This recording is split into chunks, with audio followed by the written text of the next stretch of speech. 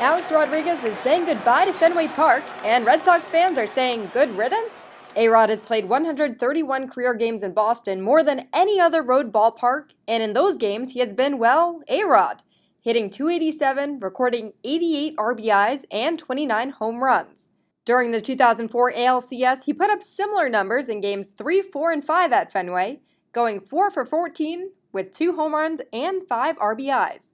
But Red Sox fans will tell you that their favorite memory of Alex Rodriguez is his bout with former catcher Jason Varitek on July 24th, 2004, a moment that many fans see as a spark that led to the Sox's first World Series title in 86 years.